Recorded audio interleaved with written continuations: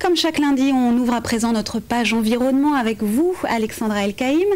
Et aujourd'hui, on s'intéresse au pouvoir des plantes aquatiques. Oui, de la phytorestauration ou phytoremédiation, un procédé écologique qui repose sur l'utilisation de plantes aquatiques pour dépolluer par exemple les boues ou de l'eau usée. En France, une société tente de convaincre les décideurs publics d'investir dans cette technique qui pourrait concurrencer les grandes compagnies des eaux. Cette société inaugure aujourd'hui le premier centre de traitement. Il est situé à la Brosse-Monceau dans le sud de la Seine-et-Marne.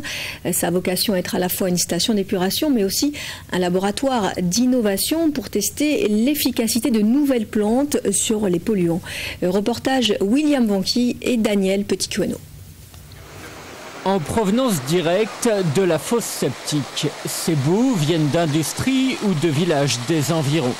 Dans cette station d'épuration près de Montreux-Foyonne, elles ne sont ni enfouies ni incinérées, mais déversées dans ces parcelles de roseaux.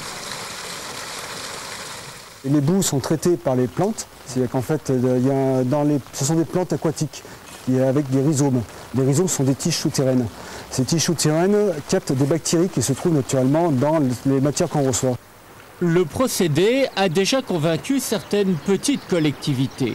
En Normandie, ce paysage bucolique cache par exemple les boues des 8000 habitants de la commune d'Honfleur. Cette station a coûté 8 millions d'euros. Si une station ordinaire, sans tous ces aménagements, aurait peut-être coûté 7 millions et demi, mais on s'y retrouve.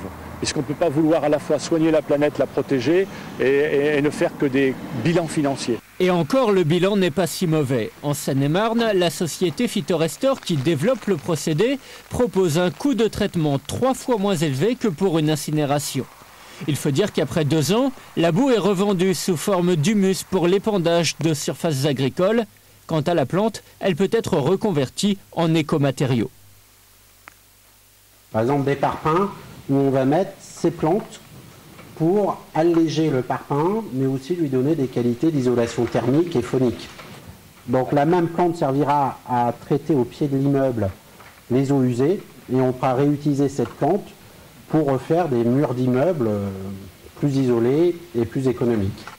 Bon, là, ce qui est très intéressant, c'est qu'on voit un départ de plusieurs grands rhizomes. Donc pour nous, ça c'est déjà très performant. Différentes variétés de Miscanthus sont actuellement testées, comparées. Le patron de Phytorestore lancera l'an prochain une gamme d'écomatériaux, mais sa véritable ambition, c'est de participer à de grands projets de rénovation urbaine. Notre objectif, c'est de faire les espaces verts filtrants de demain dans les villes, dans le Grand Paris par exemple.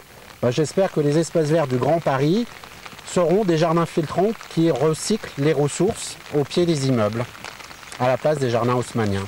Encore à ses prémices en France, la phytorestauration, traitement des déchets par les plantes, est déjà une réalité dans certaines grandes villes, en Chine et au Brésil notamment.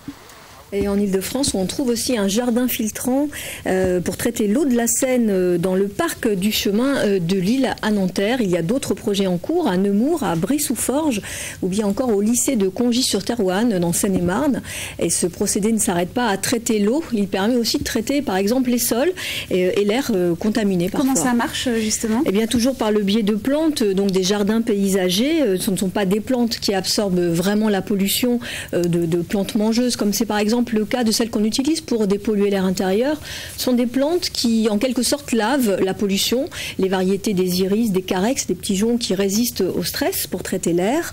Pour les sols, on choisit des graminées. Pour l'eau, des joncs, des roseaux, des plantes qui sont déjà présentes dans les zones humides. Alors la technologie est quand même récente, mais sachez qu'elle remonte en termes d'application à l'Antiquité. Merci Alexandra pour toutes ces informations.